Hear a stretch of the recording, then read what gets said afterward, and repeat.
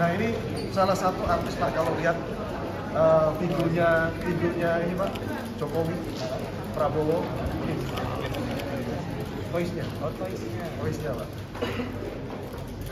Masih apa namanya? Belum. Nah ini saya akan bicara. Oh enggak, ini udah, ini mentor Pak. Ini mentor bikin pakai.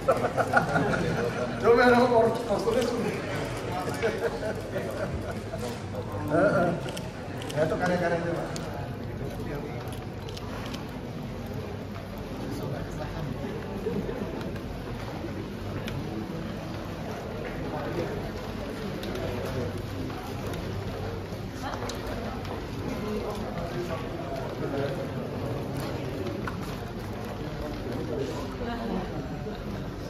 Ini kemudian kita ngerjakan dapat untuk warkop 50 tahunnya warkop, jadi kita ngerjain ini termasuk 50 kita cuma produksi si Indro cuma minta 50 piece gitu. Nah, kemudian komeng waktu bikin itu bikin komeng juga termasuk salah satu ada dari online. Ini produksi kita ada kalau yang ini kan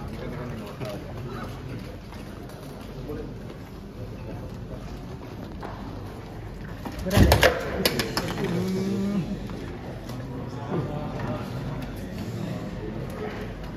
Ini kita bikin air gelasnya itu di sini. Kita ada di sana ya ke belakang. Berarti jumlahnya enggak Terbatas. Kalau itu bisa agak susah. Kita restorasi. Oke, kita lanjut lagi. Kalau yang setor ada sekitar 40. Nah, sisanya sama murid itu ada sekitar. Kita ada kalau ini yang kami lakukan. Oke. Kalau yang tim-timnya Mas Roy 8 orang. Tim ini.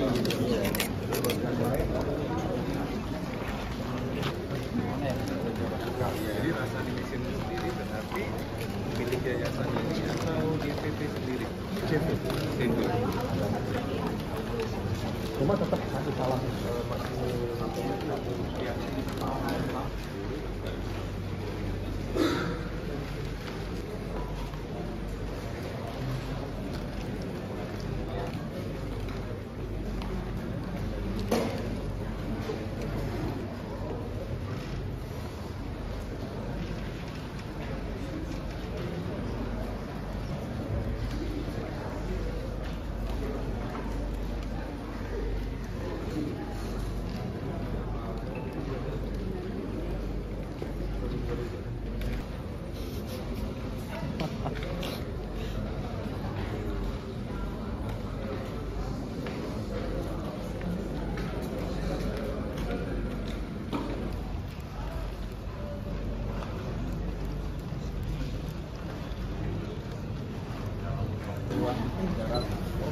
ya, karena yang dari sini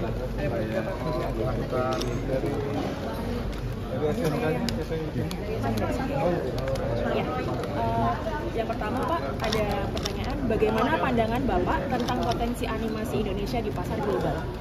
Potensi animasi Indonesia di pasar global mempunyai peluang yang sangat besar. Tetapi yang menjadi tantangan adalah bagaimana keberlanjutan dari para animator kita, terutama yang berkualitas, dan aksesnya ke industri. Nah, disinilah hadir pemerintah, Kementerian Ekonomi Kreatif, untuk juga bagaimana kita mengkolaborasikan dan mengorkestrasi ini. Gitu. Jadi, contoh terakhir adalah tadi yang saya sampaikan, film animasi Indonesia Shizuki ditonton 600.000 penonton di tahun 2017. Hari ini film Jumbo yang udah hari ke-50 udah menjelang 10 juta penonton. Belum termasuk nanti akan tampil di 17 negara mulai bulan Juni. Belum lagi nanti penonton di OTT seperti Netflix. Jadi potensinya sangat luar biasa. Kami di kementerian sendiri juga sering dikunjungi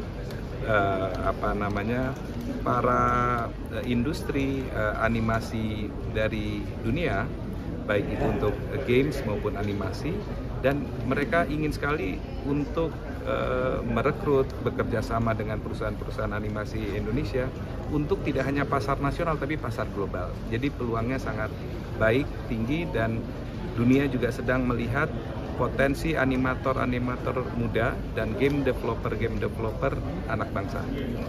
Lalu yang kedua Pak, apa yang membuat Kementerian Ekonomi Kreatif tertarik berkunjung untuk ke SMK RUS Kudus dan apa rencana tindak lanjutannya Pak? Oke, yang pertama dalam RPJMN pemerintah, salah satu provinsi prioritas untuk pengembangan ekonomi kreatif adalah Jawa Tengah.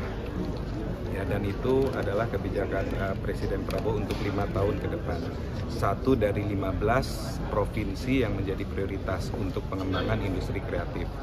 Nah, yang kedua, kami secara nasional itu juga sering mendengar bagaimana kreatifnya anak-anak di Kudus ini. Terutama juga kalau kaitannya dengan animasi, itu SMK RUS ini. Begitu. Jadi di mana para siswa di SMK RUS ini sudah mempunyai tidak hanya keterampilan tetapi juga punya pengalaman, portfolio yang mengerjakan pekerjaan-pekerjaan dari perusahaan-perusahaan swasta nasional atau bahkan dari internasional.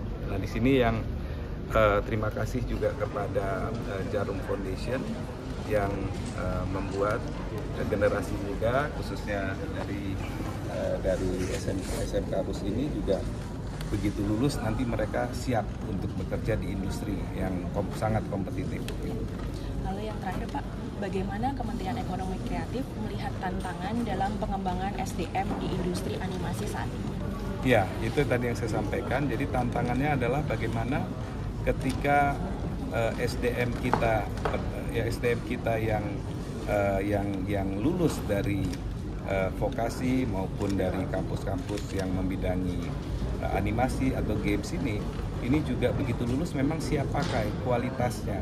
Nah, bagaimana kita bisa memfasilitasi mereka bisa bekerja di industri yang proper begitu dengan penghasilan yang baik, dan juga bagaimana kalau mereka mau jadi pengusaha produksinya itu juga bisa mendapat akses pendanaan dan bisa masuk ke pasar. Itu yang menjadi tantangannya, dan Kementerian Ekonomi Kreatif bersama dengan berbagai pihak stakeholder, baik itu asosiasi, swasta, akademisi, pemerintah daerah, itu berkolaborasi untuk menyalurkan atau menghadapi tantangan-tantangan ini yang dihadapi oleh anak-anak kita ke depan. Tantangan global seperti saat ini bagi industri ekonomi kreatif sendiri terdampak atau bagaimana Pak ketika seperti ini Pak, tantangan global dengan adanya perang tarif ini? Ya, jadi justru kita juga bisa melihat peluang gitu ya. Kami di kementerian juga dikunjungi dari berbagai negara, pemerintah maupun swasta. Mereka ingin sekali juga untuk memberdayakan atau bekerja sama di sektor industri kreatif Indonesia, termasuk animasi dan games. Jadi tantangannya adalah bagaimana pemerintah pusat, pemerintah daerah, para akademisi, kemudian juga dengan swasta kita berkolaborasi untuk menyiapkan. Demand sudah ada, potensi pasar sangat luas, tapi kita harus menyiapkan diri agar kualitas dan kualitas dan kemampuan kita untuk menyiapkan anak-anak kita untuk siap masuk ke pasar global. Terima kasih.